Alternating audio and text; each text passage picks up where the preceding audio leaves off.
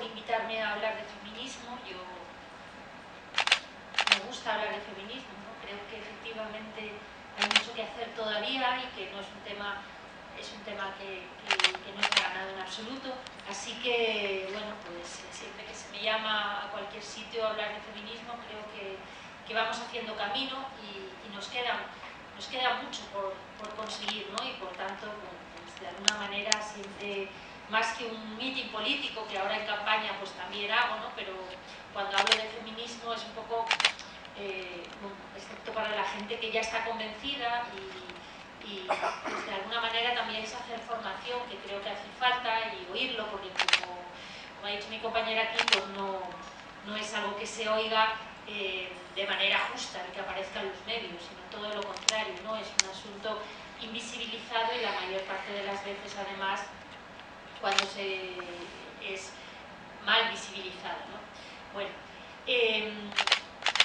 yo en Podemos, las mujeres feministas de Podemos, lo que estamos intentando conseguir en este tiempo que existe el partido es convencer, bueno, dentro del partido, y desde luego creo que todas las mujeres feministas de todos los partidos, bueno, es convencer a la gente y llevar a la sociedad el eslogan, que no es un eslogan vacío, sino que tiene que llenarse de contenido, la idea, que tiene que ser como digo, una cuestión que todo el mundo entienda, la idea de que sin mujeres no hay democracia. Esto que parece tan sencillo, pues todo el mundo diría, pues sí, bueno, no es una realidad. Todavía las mujeres no estamos en la misma medida que los hombres y en muchos aspectos no estamos, vamos, ni cerca de dónde están los hombres, y por tanto esta es una democracia pues muy imperfecta. Pero esto no se ve. O sea, perfectamente podría ser un parlamento con todo varones y la gente no se cuestionaría, siempre que hubieran sido elegidos y siempre que las mujeres pudieran votar y en teoría presentarse, nadie se cuestionaría que un parlamento con una gran mayoría de hombres no es un parlamento democrático, simplemente porque las mujeres somos el 51% de la población y por tanto tenemos que estar presentes en esa proporción, como poco en esa proporción, en todas las instancias democráticas, en todas las instancias políticas, en todas las instancias representativas, ¿no? Esta es una sociedad, este es un mundo, esta es una humanidad compuesta al 50% por hombres y por mujeres, y que el poder político esté en manos de los hombres indica que no es un poder plenamente democrático, porque la mitad de la humanidad no está representada con justicia, ¿no? o en la medida en que es necesaria. Está costando, bueno, no sé si más de lo esperado o menos de lo esperado, está costando para que hubiera mujeres, vamos a empezar, para que hubiera mujeres en todos los órganos de representación, para que haya mujeres en todos los órganos de representación, la herramienta que utilizamos, en principio, es la paridad. La paridad es la herramienta que utilizamos para que las mujeres accedan a los puestos de representación política. Sin embargo, es solamente una herramienta y es un primer paso. No quiere decir que con paridad se haya conseguido todo, no es un primer paso. Sin embargo, a pesar de que es la herramienta básica, la paridad es una base, como digo, sin embargo, sigue siendo un enorme problema. Pero sin paridad, como decía al principio, no hay democracia. Desde luego, la paridad no es nuestro único problema, no es el único problema de las mujeres, pero es un suelo sobre el que asentar los derechos que luego tendremos que desarrollar, ¿no? Como decía al principio, no sé si está costando más o menos, la ONU, cuando yo era joven, solía decir que, vamos, no solía decir, tenía trabajos que indicaban que al ritmo que íbamos, en aquel momento, vamos a poner hace 20 años, 25 años, que al ritmo que íbamos, las mujeres conseguiríamos la igualdad en 500 años. Bueno, luego hemos debido meter más presión y el ritmo se ha acelerado un poco, menos mal, y ahora dicen que tardaremos 300. Bueno, pues quizá para cuando yo sea mayor nos queden 200, o cuando me muera, pues a lo mejor nos quedan 150, no lo sé. O a lo mejor esto haya retrocesos, naturalmente, ¿no? Pues uno de los instrumentos más importantes para esa aceleración que hemos dado en los últimos años, pues ha sido la paridad, ¿no? La paridad es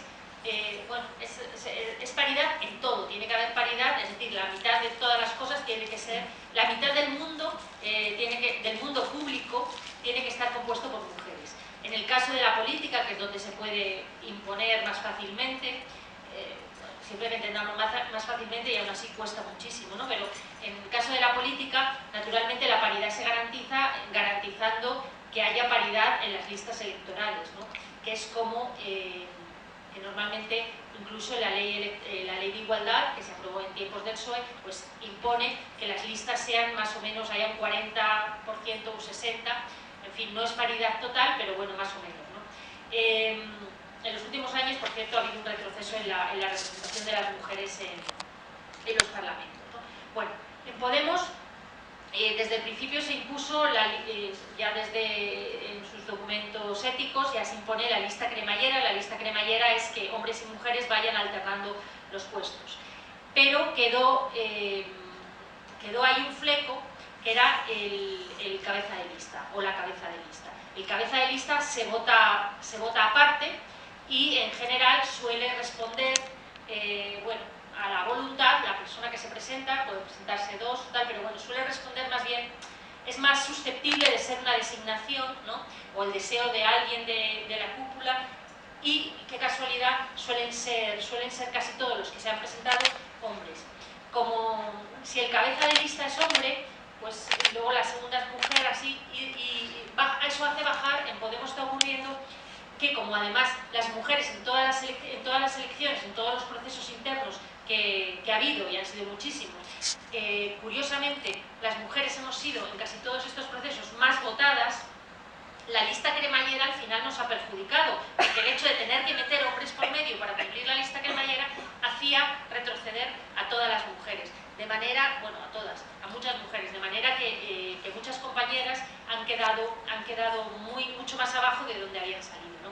Eso es un uso perverso de la paridad, porque en realidad cuando la ONU establece que la paridad y las listas cremallera o la paridad en las listas es un instrumento absolutamente imprescindible para conseguir la paridad en el poder político, advierte de que la paridad nunca se podrá, o sea, las listas cremallera o la paridad mismamente nunca se puede utilizar para perjudicar a Podemos o en los partidos. Sí, en Podemos las mujeres se están representando de alguna manera, por cuestiones que aquí no voy a entrar y que sería complejo, pero sí que estamos representando de alguna manera más el afán de cambio, ¿no? Lo podemos ver con Manuela Carmena, con Ada Colau. En este momento, ¿por qué? Porque el cambio es algo nuevo, el cambio es un cambio real, y de alguna manera las mujeres estamos representando en este momento un cambio total con respecto a lo que había. Somos más nuevas, digamos, ¿no? Y parece que representamos o encarnamos, más que representamos, unos valores, nuevos valores, y en ese sentido estamos encarnando, hemos conectado mejor, estamos encarnando mejor la idea de cambio que socialmente está siendo muy apoyada, ¿no? Y por eso en este momento, pues, las mujeres en los procesos internos estamos siendo más votadas que los hombres. Creo que va por ahí el hecho de que las mujeres estemos siendo más votadas, ¿no? Pero bueno, en todo caso, y quiero decir que este sistema de cremallera, bueno, finalmente nos está perjudicando, y al final no llevamos paridad en los cabezas de lista, que hay más hombres que mujeres, y no se está cumpliendo tampoco la cremallera en todas las listas. La razón es que, aunque en Podemos se aprueban, las listas son cremalleras, luego los procesos de confluencia con otros partidos mete gente en la lista, ¿no? De otras formaciones o gente que va por libre, que va suelta, y ahí ya no se respeta la cremallera. Entran donde les pone el partido y no se ha tenido en cuenta la cremallera. Quiero decir que finalmente, bueno, no ha habido ¿qué está costando? Que no hay una conciencia de que la paridad es un límite ante el que hay que ser inflexible. Está costando en Podemos y está costando en todos los partidos. Por eso decía al principio que no es tan fácil, y que una herramienta básica, porque es un suelo, no es que pedirse el 50% de las listas electorales es lo mínimo, ¿no? bueno, pues está costando. ¿Por qué cuesta tanto? Bueno, cuesta tanto porque, claro, las listas electorales son el reparto del poder, ya está, ¿no? Y ahí cuesta. Yo creo que efectivamente, como decía Verónica, claro, el machismo tiene inconvenientes para los hombres y para las mujeres, y que es un sistema que nos atrapa a todos, el sistema patriarcal, y que a todos perjudica, etc. Pero yo siempre digo que, hombre, esto que siempre que se dice nos perjudica a todos, pero nos perjudica más a nosotras. Si todos salíamos igual de perjudicados, no cabe duda que ya habríamos acabado con él o lo habríamos cambiado sustancialmente. Nos perjudica más a nosotras, y si nos perjudica más a nosotras es porque beneficia, o sea, es que hay beneficiados, ¿no? Y si hay y los beneficiados en este sentido son los hombres. Quizá en un sentido general todos seamos más felices en un mundo ideal cuando no haya machismo, pero sin duda el machismo o el patriarcado proporciona privilegios a los hombres. Uno de los privilegios es el acceso es el poder, es el acceso al poder, ¿no? Y cuando hay privilegios, quitarlos, arrancarlos cuesta, ¿no? Y nadie renuncia voluntariamente a privilegios que además tienen tan naturalizados que no ve el sentido de renunciar a ellos. La gente no entiende por qué las mujeres tienen que ser la mitad. Cree que con abrir las listas, o sea, con que puedan participar en política ya está todo hecho, ¿no? La gente no es consciente de los obstáculos que desde que una niña nace hasta que entra en política tiene que ir. O sea, nosotras no partimos, es como si hiciéramos una carrera y partiéramos o lleváramos los pies con peso, ¿no? Y partiéramos desde 200 metros más atrás o lo que sea. La gente no es consciente, ha naturalizado muchas cosas, y ahora lo que se ha naturalizado es que ya es un sistema absolutamente igualitario, ¿no? Y por tanto, cuando tienes que meter a las mujeres en una lista electoral, significa, si hay 50 puestos en una lista electoral, significa que hay 25 hombres que creen que tienen derecho a estar en esa lista electoral, a los que tienes que sacar porque entran 25 mujeres, y eso cuesta. A los hombres les cuesta, y como finalmente quienes se reparten el poder son hombres y quienes deciden son hombres, pues está costando, ¿no? Porque, vamos a ver, ¿qué significa? Aquí nos encontraríamos con la pregunta de que qué significa el poder, ¿no? ¿Qué significa el poder en los partidos y quién tiene poder, ¿no? El problema de las mujeres con el poder, porque aunque haya mujeres en puestos de poder, el problema de las mujeres con el poder, el que tenemos, es que nuestro poder nunca es legítimo, siempre es delegado, siempre es un poder que nos dan, nunca es un poder que sea nuestro legítimamente y con el que podamos hacer exactamente lo que hacen ellos. Os voy a poner un ejemplo. Imaginad a una mujer que llega a primera ministra, a jefa de gobierno, y se pone a legislar, ella se pone y pone a su gobierno, y pone a legislar. Bueno, y durante 3 meses, o durante mucho tiempo, todas las medidas que toma son favorables a las mujeres. Es decir, ella empieza el derecho laboral y lo transforma entero para que no haya brecha laboral, para que la conciliación sea posible, para que las mujeres no tengan los trabajos más precarios, como hemos visto en el vídeo, para que no sean las que acumulan los peores contratos, bla, bla, bla. Así, el derecho laboral. Y luego empezará con cuestiones sociales, todas las que sea, bueno, lo que fuera, ¿no? Durante mucho tiempo. Y luego introdujera el feminismo en la educación y durante mucho tiempo estuviera legislando para mujeres. Pues sería imposible, sería un escándalo, o sea, eso sería, diría que le pasa, está loca, ¿no? O sea, vamos, no sería posible ni es posible, de hecho. Bueno, en realidad ella estaría haciendo lo mismo que hacen ellos, o sea, pero al revés. Ella estaría legislando, ocupándose ella estaría haciendo política tan para la humanidad como cuando ellos no se ocupan nunca de las cuestiones de mujeres o de manera muy, muy, muy particular, ¿no? Es decir, en realidad somos la humanidad tanto como los hombres, quizá un poco más porque somos el 51%, pero bueno, es una tontería, es nada, pero somos la humanidad, pero simbólicamente y en la mentalidad de la gente somos lo particular. Y esa es la cosa de que una mujer no podría estar legislando o haciendo política para mujeres porque sería vista como una política, de hecho es una política para algo muy particular, como si hiciera política para una raza o una etnia, bueno, muy minoritaria, dirían, pero eso no es general. Bueno, somos general, somos lo general, igual que ellos. Sin embargo, hasta que Y es hasta que simbólicamente no representemos en la misma medida que los hombres la humanidad completa, no seremos iguales. Y este es el problema. Por ejemplo, he puesto este ejemplo, pero este ejemplo se ve muy claramente con nombres. El caso de Michelle Bachelet, la presidenta de Chile.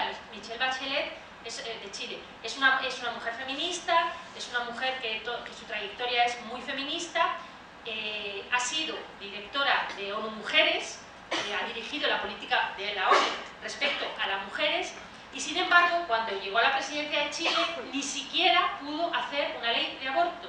Nada, nada, o sea, muy poco. Conozco mucho la política latinoamericana, he estado mucho por allí y tengo mucho contacto, y sin embargo, intentó hacer cosas, alguna hizo, pero muy poder como un hombre.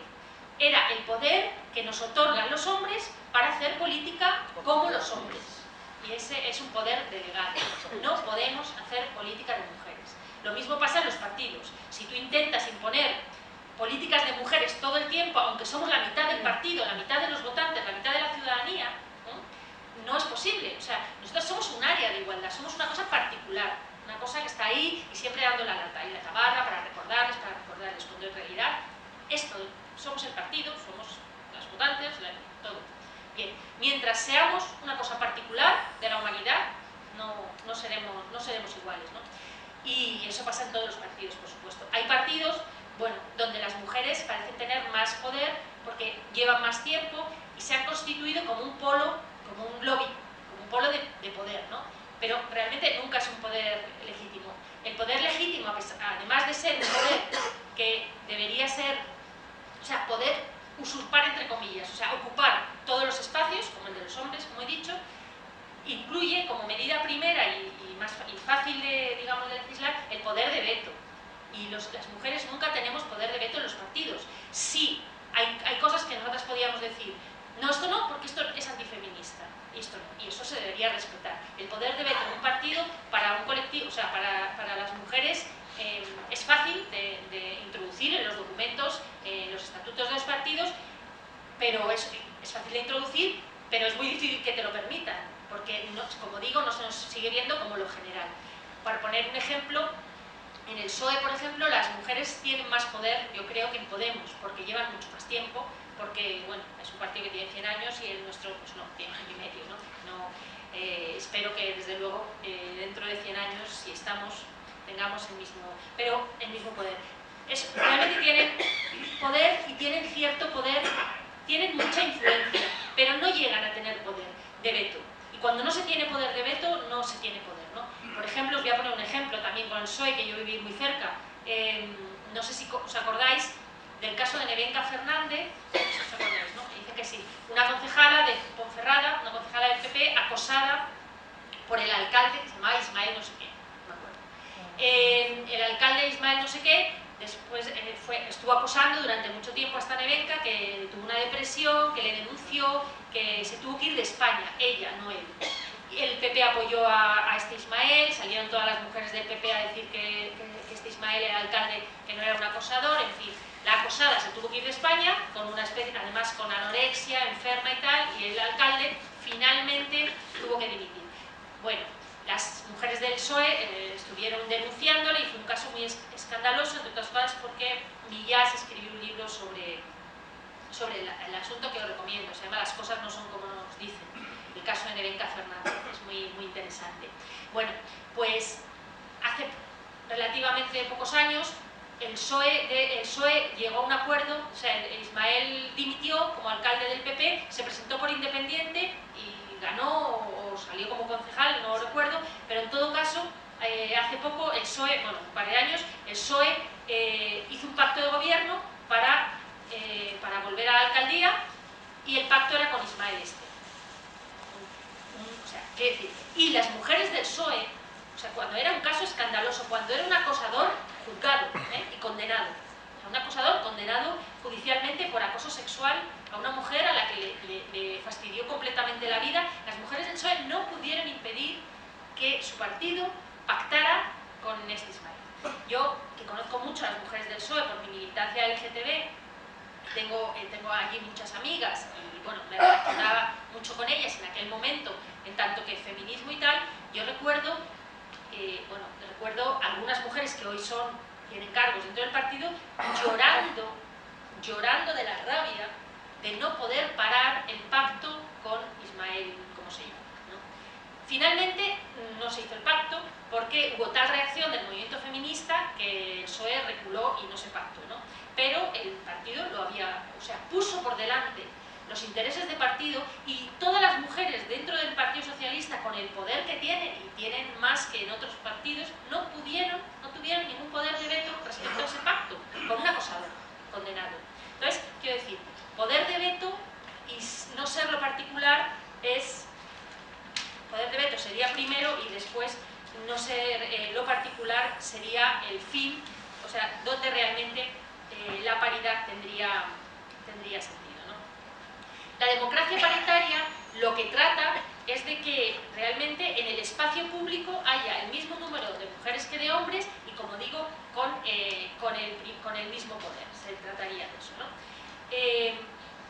¿Qué hace la paridad sobre el espacio público? Pues lo que hace es lo que ha dicho Verónica, ¿no? Iluminar el espacio público con los temas que son de mujeres, que son de esta mitad de la ciudadanía que normalmente interacciona en el espacio privado. Entonces, llevar al espacio público cuestiones que hasta ahora, teniendo que ver con nuestra vida, con nuestra muerte, con nuestras relaciones, con todo eso, se dilucidan en el espacio privado, y llevarlo, digamos, al espacio público, donde no estamos presentes en la misma medida. Evidentemente, la mera inclusión, como he dicho, de mujeres en el espacio público no va a resolver el conflicto ni va a transformar las relaciones entre los géneros, pero de alguna manera va a visibilizarnos, que ya es algo, y va a cambiar.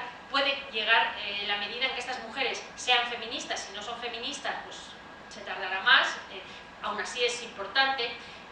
No sé dónde me preguntaron ¿qué prefieres, Rajoy o Margaret Thatcher? Bueno, yo prefiero Margaret Thatcher. Si me preguntan Margaret Thatcher o un hombre de izquierdas, prefiero al hombre de izquierdas. Pero si me preguntan entre un hombre de derechas y una mujer de derechas, prefiero a la mujer de derechas, porque aunque desde el punto de vista social feminista sea un desastre, igual que el tipo de derechas, o sea, en ese sentido son iguales, pero por lo menos visibiliza, tiene la pequeña ventaja de que visibiliza que una mujer puede ser primera ministra. Es algo. Las niñas ven a una mujer primera ministra, los niños ven a una mujer primera ministra. Bueno, pues se puede ser primera ministra. Se puede ser primera ministra desastrosa también, que ese es otro punto, ¿no? Que también la igualdad, también tenemos que ser conscientes que incluye el ser desastrosa. Esto de que tenemos que ser, evidentemente, hasta ahora, y lo vamos... somos las mejores. Yo me incluyo porque las que llegamos todas, las que llegamos a tal, somos las mejores. Porque el embudo es muy pequeño y porque se deja subir a muy pocas, ¿no? Claro, la igualdad es que lleguemos todas en la misma medida en que llegan ellos, y desde luego incluye a las tontas, a las incapaces, a las malas, a las políticamente desastrosas. Eso hay que saberlo y contar con ello, y además estar dispuestas a que realmente la igualdad es eso. Si por la cantidad de políticos hombres desastrosos que hay llegara al mismo número de mujeres, pues mira, ya habríamos conseguido algo, ¿no? Pero bueno, como decía, la mera inclusión de mujeres en la esfera de lo público pues no soluciona el conflicto, ¿no?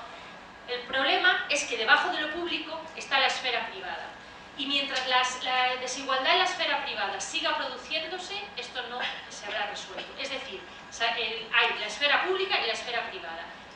Nos manifestamos en la esfera pública, hacemos política en la esfera pública, pero vivimos en la esfera privada. Vivimos en la esfera privada, tenemos familia en la esfera privada, amigos en la esfera privada, amores, hijos, hijas, personas que cuidamos, padres, madres, vivimos en la esfera privada. Y en la esfera privada la igualdad está, como sabemos, muy lejos no de conseguirse, sino siquiera de plantearse, ¿no? La esfera privada sigue siendo un mundo desigual que nos impide, que está siendo un tapón para subir a la esfera pública en igualdad de condiciones. El otro día estaba dando una charla en otro lugar, que ya no me acuerdo, porque voy de bolo en bolo, creo que era en Móstoles, creo, pero vamos. Y estábamos 4 mujeres sentadas en la mesa. Y estábamos hablando de eso, ¿no? Y bueno, resultó que en un momento dado eran las 9:15 y tal, y se alargó por las preguntas, y todas comentábamos que estábamos todas angustiadas, porque todas teníamos hijos, todas era hay que volver a casa. Nadie nos obliga, nadie nos dice, todas somos feministas, pero es la culpa, es algo que se lleva dentro porque nos socializan en eso. Y aunque no haya nada, o sea, yo por ejemplo, mi hijo, que tiene 27 años, o sea, no necesita que le haga la cena ni nada.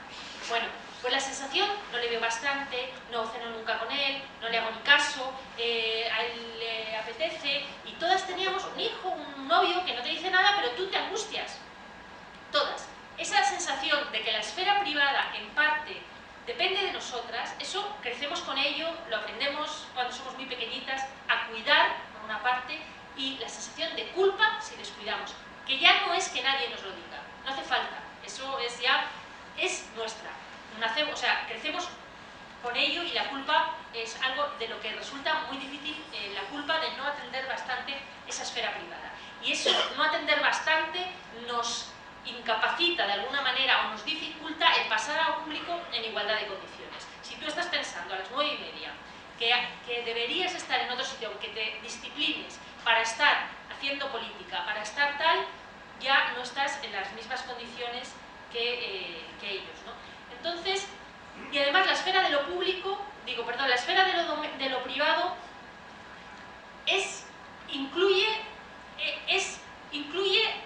una base sobre la que se levanta lo público. Es decir, la vida se reproduce en la esfera de lo privado. Ahí se reproduce la vida. Si esa esfera no estuviera bien cubierta, lo otro sería un caos. Es decir, si nadie se ocupara de los niños, de las personas que están enfermas, de las personas que son dependientes y necesitan, de todo el trabajo doméstico, si nadie se ocupara de eso, la sociedad tendría que estar organizada de otra manera. No digo que sería un caos, habría que haberse organizado de otra manera. Y es como hay que organizarla de otra manera, para que ese ámbito privado no sea un tapón que nos impida entrar en igualdad de condiciones en el mundo de lo público, ¿no? La vida se reproduce ahí. Ahí es donde sostienen las sociedades, ahí es donde se educan, se cuidan a los niños y a las niñas y a las personas que de no cuidarlas nadie, pues vamos a poner, porque los servicios públicos, evidentemente, y sabemos cómo están y cómo, o sea, y cada vez peor, es decir, lo que cuesta acceder a ellos, que son ayudas, ya no son, en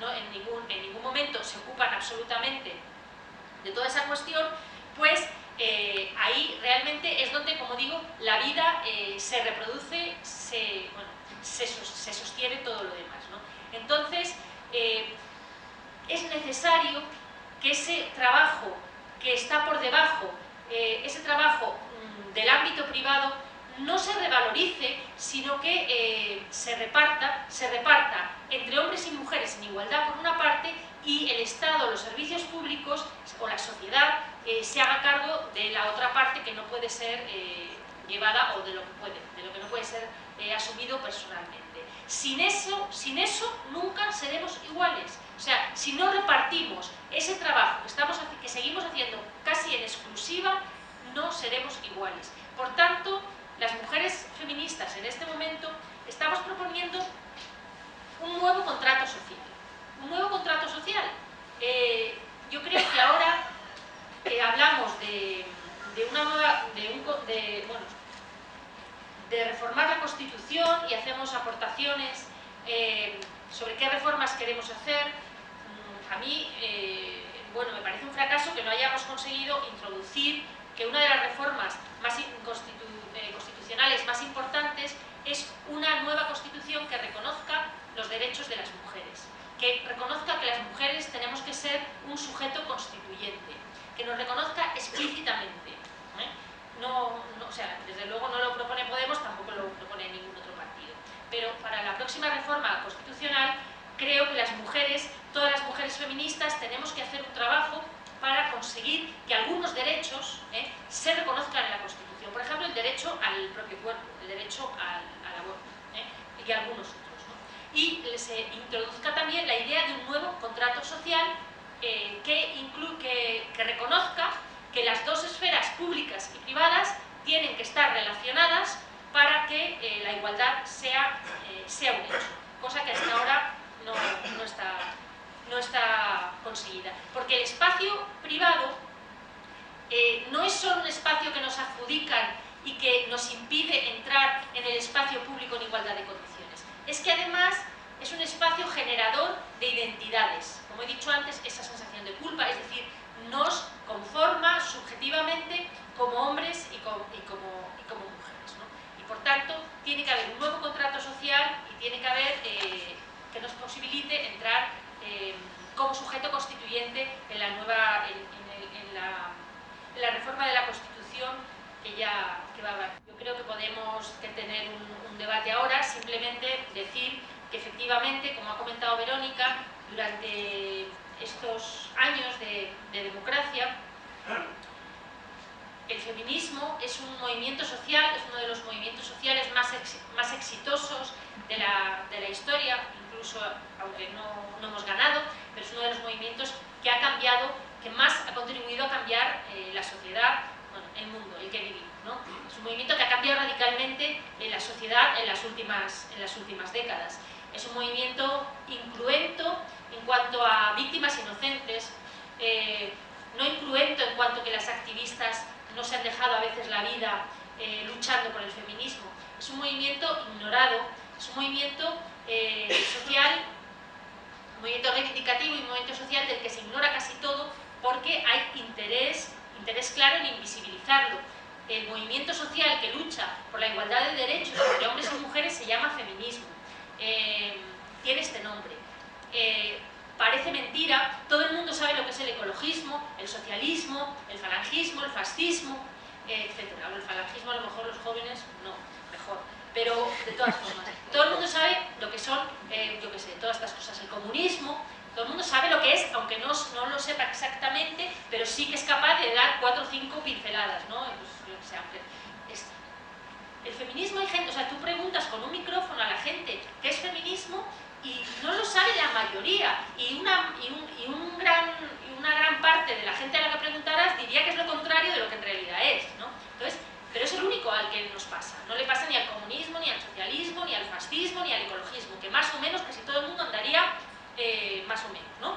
Diría ideas que tienen que ver con esos movimientos. Tú, excepto las feministas, la mayoría de la gente ignora lo que es el feminismo. Y sin embargo, es de todos esos movimientos el que más ha contribuido a cambiar y uno de los más radicalmente igualitarios y justos y éticamente necesarios, ¿no? en una sociedad democrática. Bien, evidentemente eso es interesado. Hay un interés en que no se sepa lo que es el feminismo. En el mismo Podemos, ahora ya parece que bueno, nos hemos organizado, las mujeres hemos conseguido muchas cosas en poco tiempo, porque las feministas somos muy organizadas, trabajamos bien, sabemos trabajar, llevamos muchos años dentro del feminismo organizándonos, pero al principio una de las cosas que más nos costó fue introducir el nombre de feminismo en las áreas, en los círculos, bueno, era imposible poner feminista, área de feminismo, nada, tenías que andar dando vueltas para que no se pusiera la palabra feminismo. Se llama feminismo, o sea, puedes llamarlo de igualdad, de mujeres, puedes hacer, y tampoco me niego si eso va a generar una controversia que impida que haya tal área, ¿no? Como una cosa de meterlo ahí, pero el movimiento social que lucha por la igualdad de derechos se llama feminismo y hay que llamar feminismo a eso. Y no es igualdad, pero igualdad también, muchos movimientos son igualitarios y eso lo confunde todo, se llama feminismo.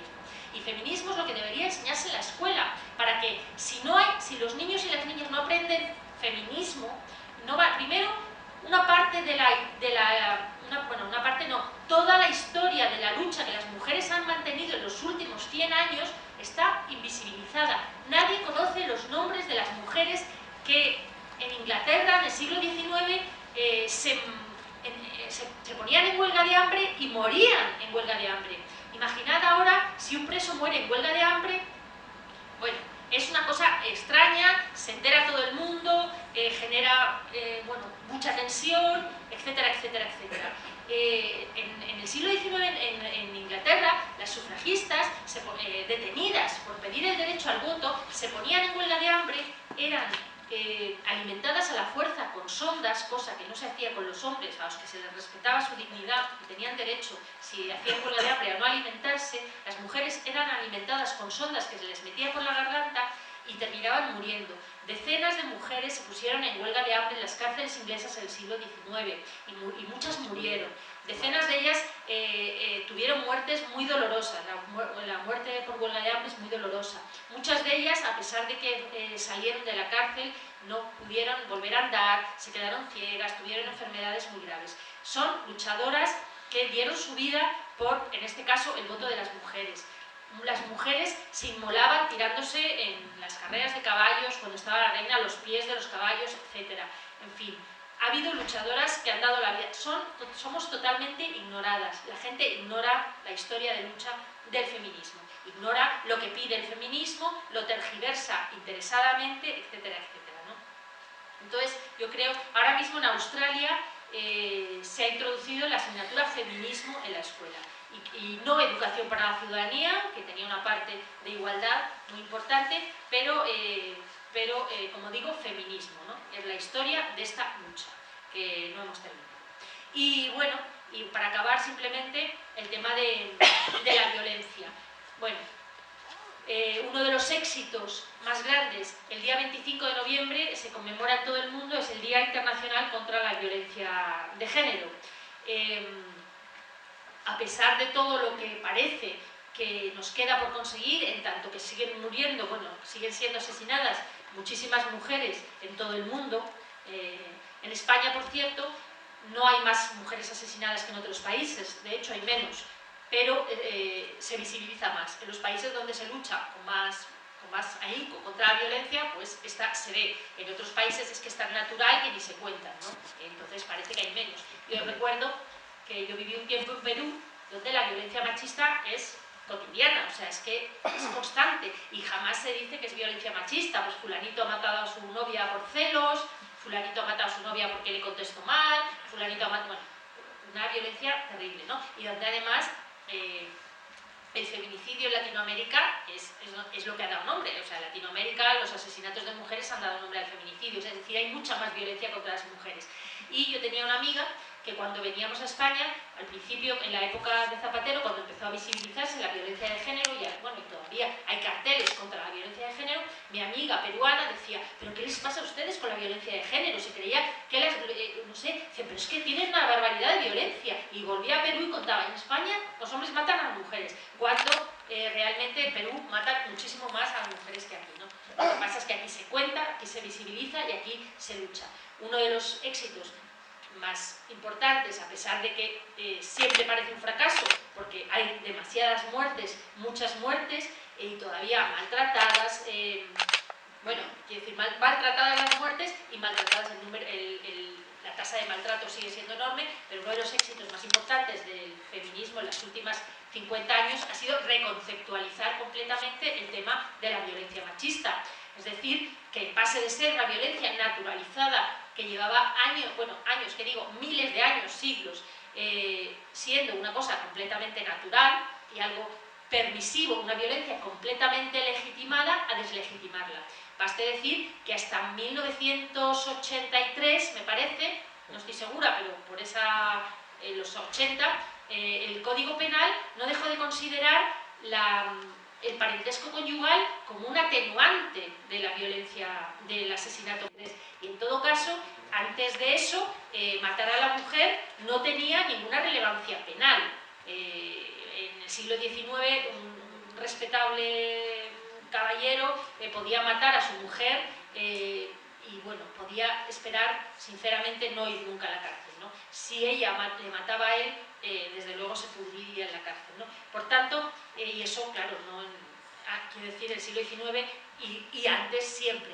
Por tanto, esa deslegitimación que estamos consiguiendo con mucha dificultad, pero ya parece que plenamente, de la violencia machista, es desde luego un éxito del movimiento feminista, bueno, para contarlo, y no lo ha conseguido nadie más que el movimiento feminista, movilizándose con teoría feminista y luchando para conseguir que la sociedad entera entendiera que la violencia machista es un problema social, no es un problema de las mujeres, ni es una cosa que les pasa a unos locos, que les da por ahí, ni nada, es un problema social y tiene que ver con el machismo, tiene que ver con los roles de género, tiene que ver con la manera en que son socializados los hombres y las mujeres y con la percepción que tienen muchos hombres de que su identidad masculina. Su masculinidad depende de lo que haga, diga, piense su mujer, ¿no? Que en parte piensa, mucha gente dice, tiene sentido de propiedad con respecto a su mujer. Sí, eso es cierto, porque históricamente las mujeres hemos sido una propiedad de los hombres, así que cambiar eso, bueno, no es fácil. Históricamente, bueno, las mujeres han sido un bien mueble, ¿no?, de los hombres. Pero no es solo un sentido de la propiedad, es también un sentido de la identidad, que eso se olvida muchas veces. Es decir, muchos hombres, seguramente si preguntas a los hombres, ¿su mujer es suya?, como una cosa, pues la mayoría dirían que no.